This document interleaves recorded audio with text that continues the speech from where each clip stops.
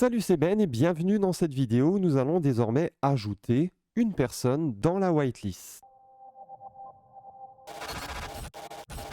Donc ici, ce que l'on va faire finalement, c'est créer déjà un nouveau composant qui va s'appeler add whitelist.jsx.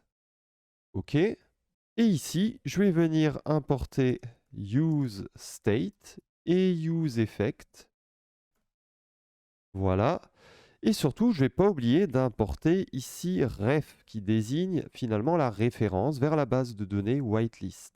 Parce que ici, c'est vraiment dans ce fichier que je vais faire le traitement ici de la personne qui veut aller sur la whitelist. Qu'est-ce que j'aurai encore besoin?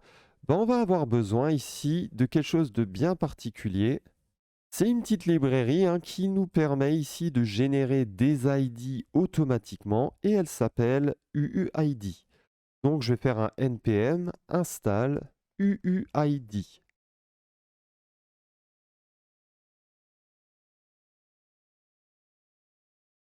Voilà, donc en attendant que ça se fasse, ce que je peux faire, c'est déjà importer cette librairie en faisant un import v4 as UUID v4 from UUID.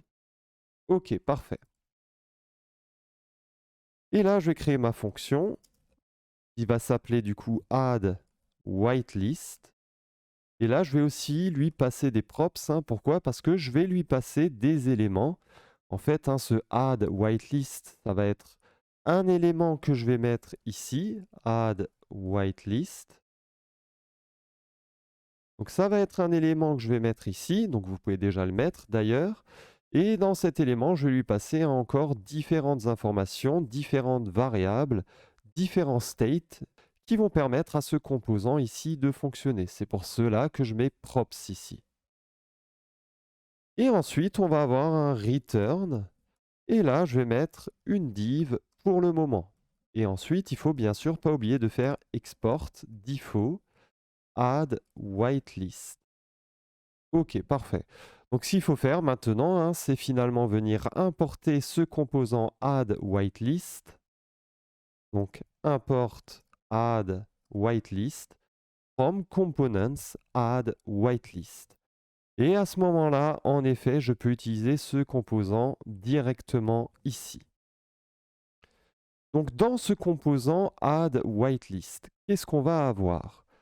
Ici, on va avoir finalement un bouton.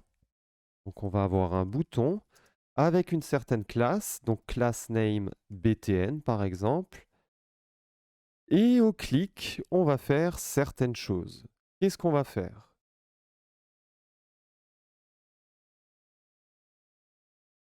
Alors, ce que l'on va faire ici, c'est un create doc. Alors, create doc, en fait, c'est une fonction que l'on va créer qui va nous permettre ici de rajouter, de créer un document dans la base de données et donc de finalement, par extension, rajouter une adresse dans la base de données. Et on va créer du coup un document à partir de quelles informations? De l'adresse que l'utilisateur va nous renseigner. Et ça, on va le récupérer grâce au props.account de 0. On va aussi lui transmettre un ID parce qu'il serait bien que chaque élément dans la whitelist ait un ID unique. Ça nous permettra de mieux le sélectionner, mieux le supprimer, etc. Donc là, on va utiliser la librairie UUID v4. OK, parfait. Et ensuite, on va aussi finalement rentrer dans la base de données la balance de l'utilisateur. OK, et du coup, là, il ne faut pas oublier de mettre Go on whitelist. Donc ça va être le nom du bouton, le texte du bouton, et voilà. Mais par contre, là, je suis en train de faire des choses avec des variables que je n'ai pas encore ici passées à add whitelist. Donc ici, je vais devoir lui renseigner pas mal d'informations. Qu'est-ce que je vais devoir avoir pour que ce composant ici fonctionne? Déjà, count data. On aura aussi besoin de set count data. Ensuite, on aura besoin de get count. Ok, parfait. Donc ça, c'est pour tout ce qui est comptage. Donc on récupère la variable qui contient les données, hein, ce qu'on a compté. On récupère aussi à la limite ce qui peut nous permettre de modifier cette variable de comptage. Et on récupère aussi la fonction qui nous permet de mettre dans le state count data le bon nombre de personnes inscrites à la whitelist. Ensuite, on aura aussi besoin de la balance. Voilà. Du set balance. Du get balance.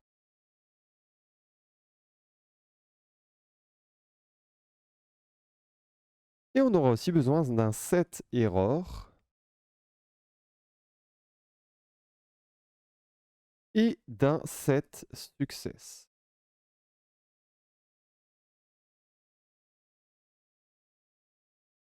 Alors pourquoi on utilise set error et set success ici, qui sont finalement des states que j'avais créés ici?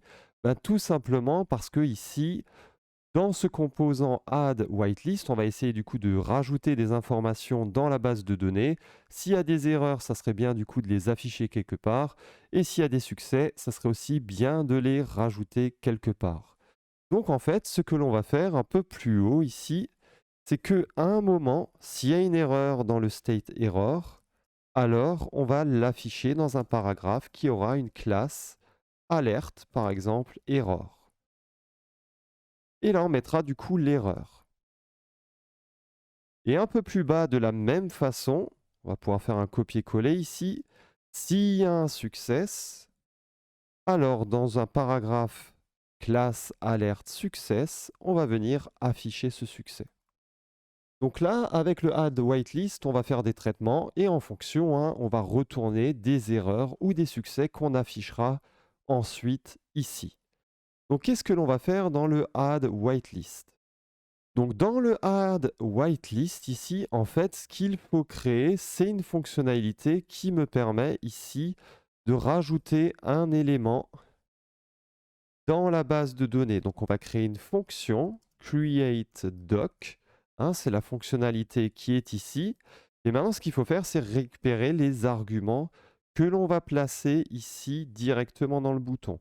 Donc ici, les arguments qui seront du coup l'adresse de l'utilisateur, l'ID, hein, on va générer un ID pour cet utilisateur, et aussi le nombre de théromes qu'il a sur son compte. Donc ça, on va mettre dans une variable newDataObj. Voilà. Et déjà, ce qu'il faudrait faire, c'est refresh le nombre de personnes qui sont sur la whitelist. Donc en faisant un props.getCount. Pourquoi? Parce que la fonction ici getCount, elle est disponible ici. Donc hein, c'est la fonction qui nous permet d'avoir le nombre de personnes dans la whitelist. Je transmets ici cette fonctionnalité dans le composant add whitelist. Et ensuite, libre à moi ici de venir du coup utiliser cette fonction qui a été transmise à ce composant en faisant un props.getCount.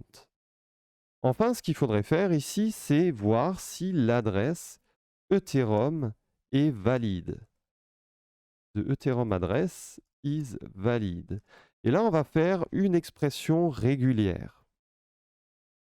Donc en fait, on va tester si l'adresse Ethereum qui est dans accounts de 0 est bien une adresse Ethereum tout simplement. Alors, tout simplement, ben, par contre, ça sera ici des regex, donc des expressions régulières. Donc, pour vous rassurer un peu, c'est une expression régulière que j'ai récupérée sur Internet. Donc, en gros, on va mettre ça et je vais vous expliquer après ce que ça signifie.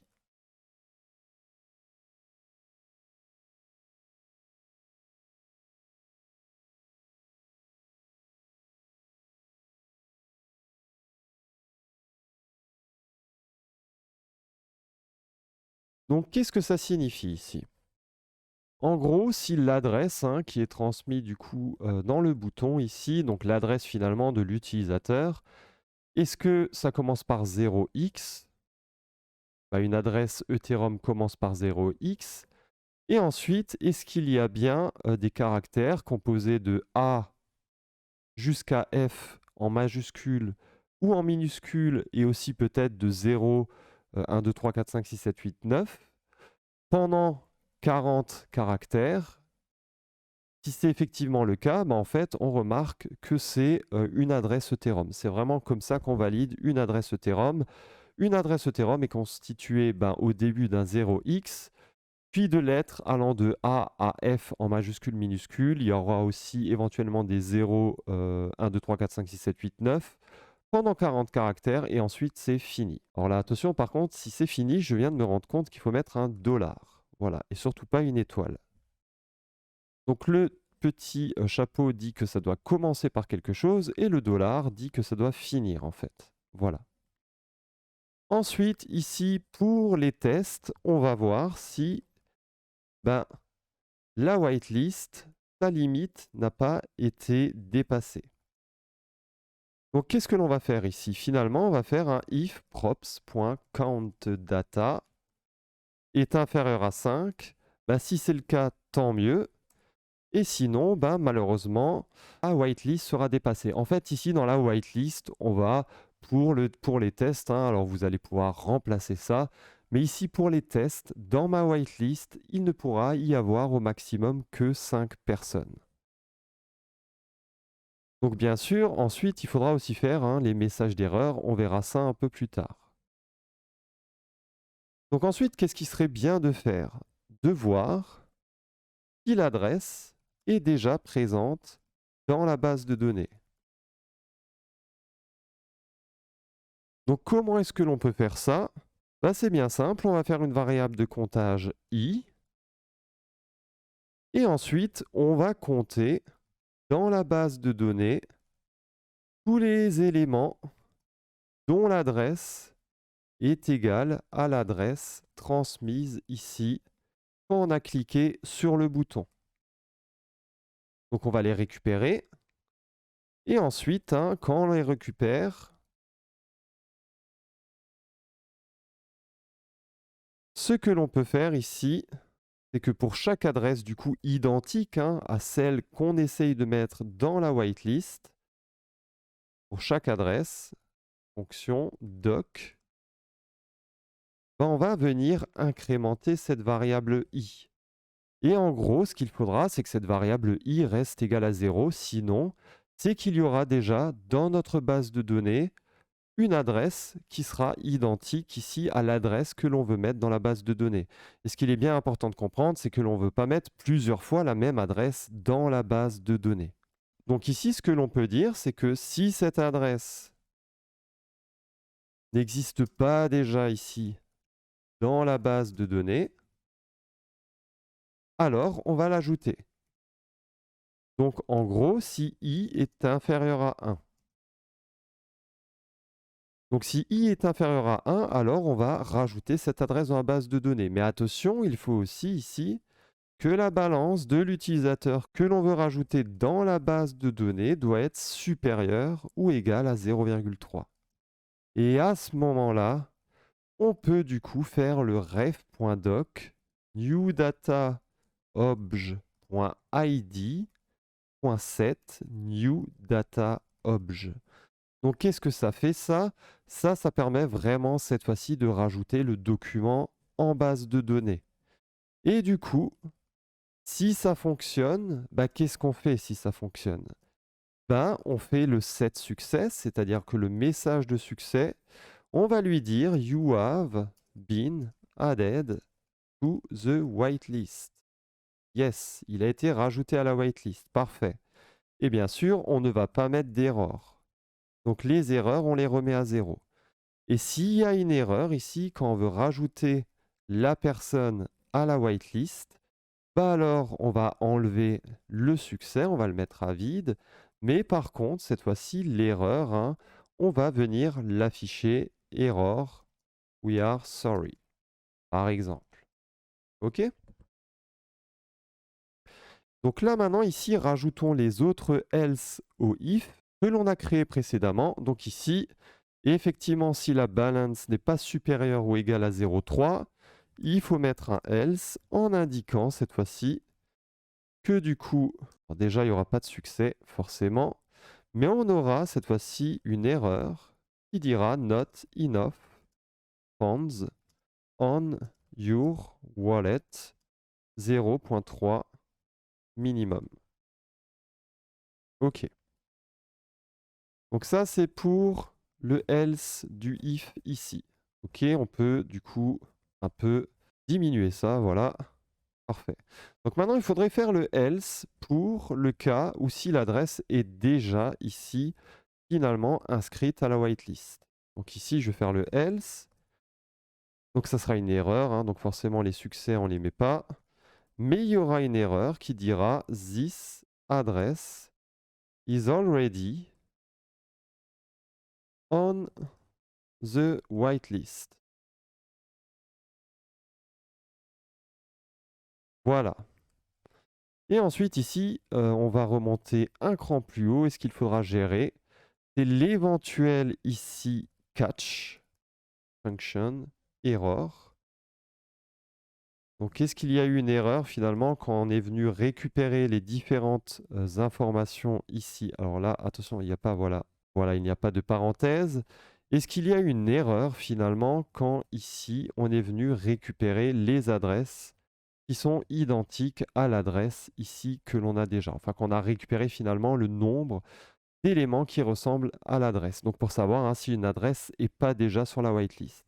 Bah, s'il y a eu une erreur dans cette requête, forcément, on va faire le set success à rien. Et ensuite, ici, on va faire le set error. Et on va mettre, par exemple, ici, error. We are sorry. On va à nouveau mettre ça. Voilà. OK. Et puis là, on met la parenthèse et on ferme. Et du coup, ce qu'il nous reste en dernier, c'est de dire que finalement, ici, bah, si la whitelist est full, hein, si elle est remplie, bah, il faut aussi le dire. Donc ici, props.setSuccess, ça ne sera pas un succès, hein, mais ça sera une erreur. Et on dira à l'utilisateur whitelist max limit exceeded. OK. Voilà. Et ensuite, pour finir, il faudra aussi faire le cas ici où si l'adresse Ethereum n'est pas valide. Et dans ce cas-là, on dira encore une fois que ce n'est pas du tout un succès, hein, quelque chose ici est mal passé. Et on fera un set error où on dira invalide adresse. Voilà. OK, parfait. Et enfin, une fois que l'on a fait tous ces traitements dans le create doc, qu'il serait bien ici, c'est finalement de mettre à jour le state get count. Alors qu'il y a une adresse qui a été rajoutée en base de données ou pas, je pense que c'est vraiment bien ici de mettre à jour le get count. Mais alors j'ai fait des tests en amont et c'est vrai que si on ne met pas un set timeout, en fait, il n'a pas le temps de se mettre ici en place. Donc, il faut faire ici un set timeout props de get count. Pourquoi je fais ça? Bah, en fait, ici, j'ai un petit souci, c'est que en fait, quand je fais du coup, je rentre une adresse dans la base de données, il n'arrive pas à avoir le temps de faire le get count. Donc, si vous voulez, je vais un peu vous montrer ça. On va enlever ça, on va le mettre en commentaire. Et je vais par exemple juste faire props.getCount comme je ferais d'habitude. Et on va un peu voir ce qu'il se passe ici. Donc on va lancer ici notre application en faisant un npm run start.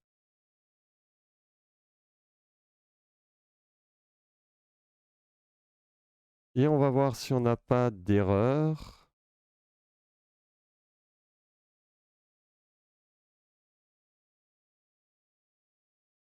Alors on a en effet une erreur à la ligne 65 dans app.js, ligne 65. On a le getBalance qui n'est pas défini.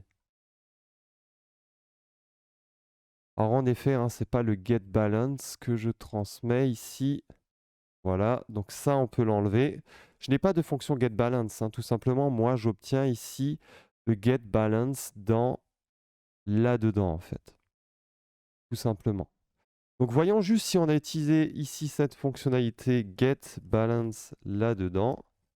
Et en effet, je ne l'utilise pas, donc de toute façon, j'en avais pas besoin.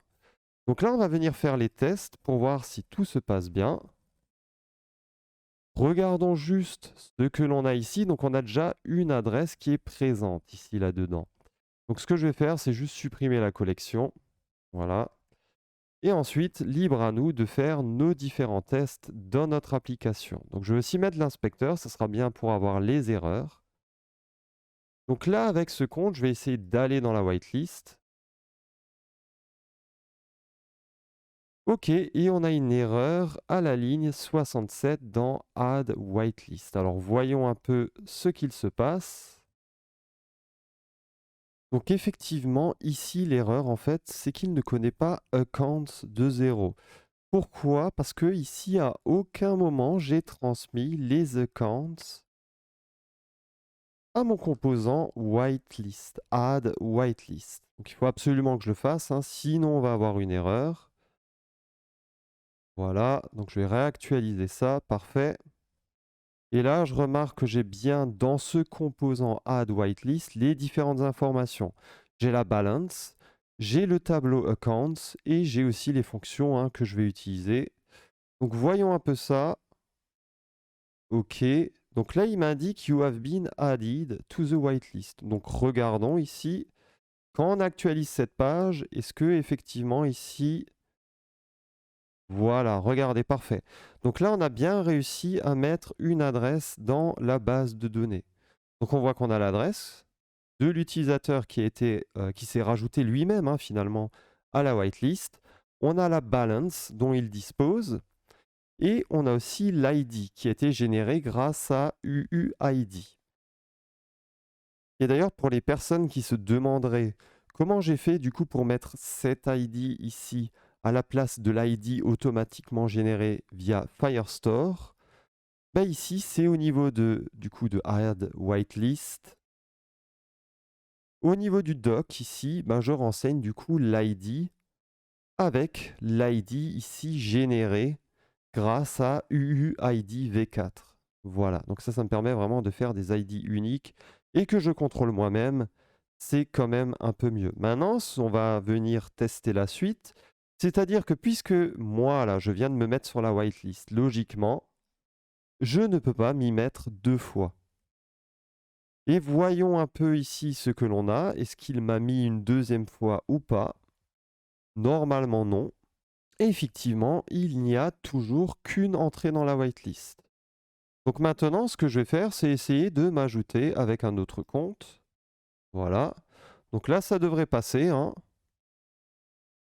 Et effectivement, visiblement, voilà, là on le voit, ce compte qui a 8,65 Ethereum a bien été ici rajouté à la whitelist. Maintenant, qu'est-ce qui se passe si ici, ben, j'essaye de mettre avec un compte qui n'a pas au minimum 0,3 Ethereum, j'essaye d'aller sur la whitelist.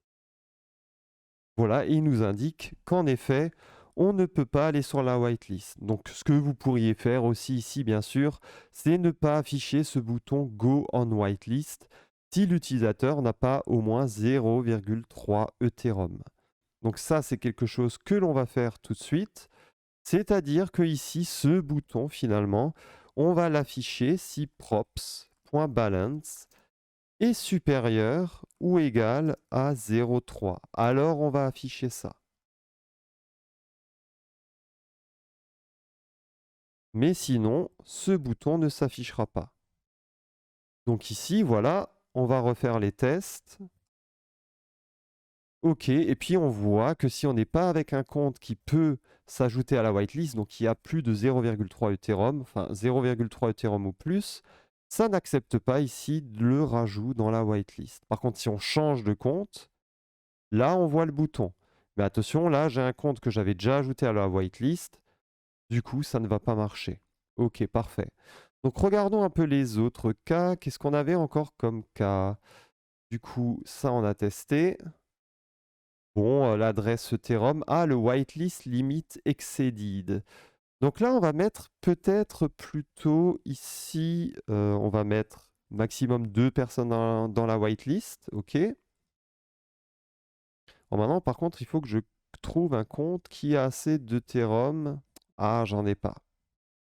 Bon, ça serait quand même bien de tester ça. Le problème, c'est que j'ai que 2 comptes. Là, on va dire que maximum, il y aura un compte dans la whitelist. Je vais supprimer ici de la whitelist cette adresse ici que je viens de rentrer. Donc ça, je vais faire supprimer le document. OK, donc on n'a qu'un document dedans avec cette adresse. Donc ici, il faut que je me connecte avec la bonne adresse, donc pas celle-ci, justement, pas la 0x95 qui est déjà présente dans la base de données, mais celle-ci.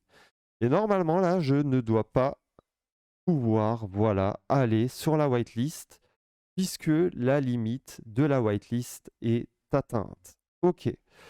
Donc cette vidéo est terminée, je sais qu'elle était un peu compliquée. Accrochez-vous, le plus gros est fait. Dans la prochaine partie, on va faire tout ce qui est l'interface d'administration. Je vous dis à très bientôt dans la prochaine vidéo. Ciao, ciao.